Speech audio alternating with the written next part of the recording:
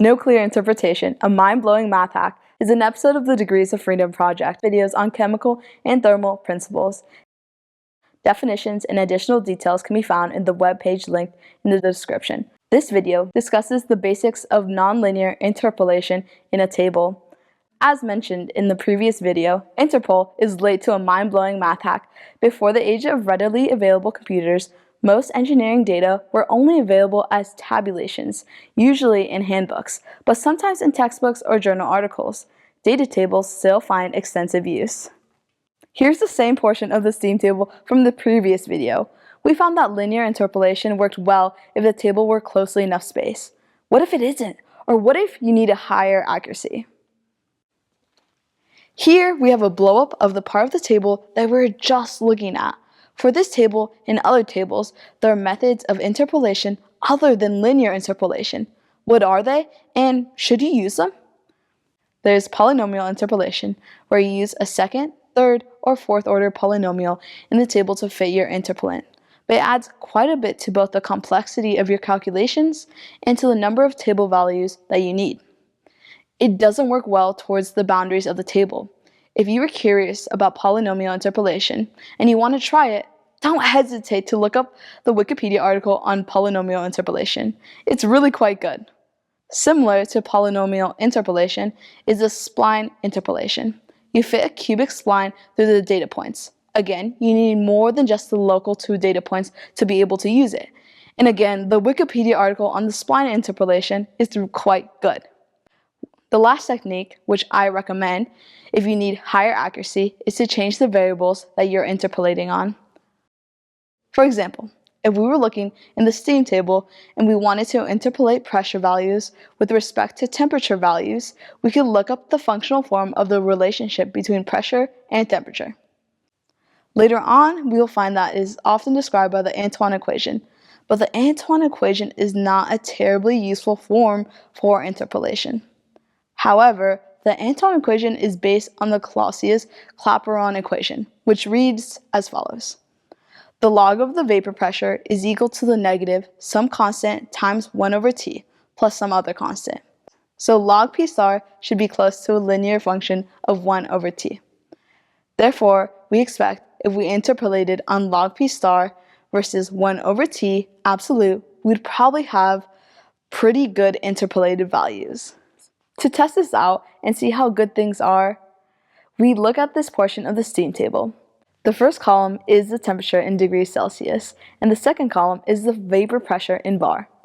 So that we would have accurate values to compare with the interpolated values, we chose to use table values on either side of the existing table value to interpolate. We chose 10 degrees Celsius as the x value for each interpolation. For x1 and x2, we chose successively further away pairs of points. The pairs were 8 and 12 degrees Celsius, 6 and 14 degrees Celsius, 4 and 16 degrees Celsius, and finally 2 and 18 degrees Celsius. If the functional relationship between t and p star is nonlinear, then linear interpolation should get worse and worse the further the endpoints are from the interpolation value. I calculated the interpolated values both linearly and using the log p star and 1 over t, which I had to convert to Kelvin and compare the interpolation results with the table value at 10 degrees Celsius. In the summary of these results, you can see that linearly interpolating for the 8-12 pair has a 0.41% error, and the 6-14 pair has a 3.25% error, the 4-16 pair has a 6.91% error, and the 2-18 pair has a 12.6% error. As expected, the error grows worse quickly as the interpolating points get further from the interpolated point. However, the log p versus 1 over t interpolation always has an error less than 0.5% and doesn't show a trend with increasing interpolating point spacing.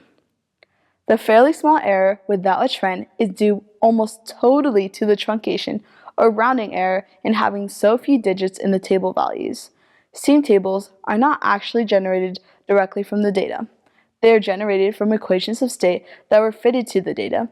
When one uses the full values from the equation of state for the pressure, the log p versus 1 over t interpolation shows errors ranging from 0.01% for the 8-12 pair to 0.2% for the 2 to 18 pair. These results are not shown here, but they're in the sample spreadsheet that is linked in the description. To see visually what is going on, these two plots show the table values as dark blue diamonds. Linear interpolation is drawing a straight line between two table points. Again, the point that we're trying to hit is the one at 10 degrees Celsius. In the top figure, the red line is between 8 and 12 degrees Celsius. The yellow line is between 6 and 14 degrees Celsius. The green line is between 4 and 16 degrees Celsius. And the purple line is between 2 and 18 degrees Celsius. It's easy to see that each of these lines get further and further from the point at 10 degrees Celsius. Again, in the nonlinear plot, the table values are dark blue diamonds. Clearly, the Clausius-Clapeyron equation fits quite well. So well that you can't distinguish between the curves. Just for the record, the red dotted line is fit to 8 and 12 degrees Celsius. The yellow sparse dotted line is fit to 6 and 14 degrees Celsius. The green dash line is between 4 and 16 degrees Celsius. And the purple dash line is between 2 and 18 degrees Celsius. The takeaways: 1. Linear interpolation is adequate with closely spaced tables or low accuracy requirements. 2. Higher order interpolation requires more than 2 data points. 3. If you have an approximate model for your table data, a change of variables can greatly increase the accuracy of your interpolation.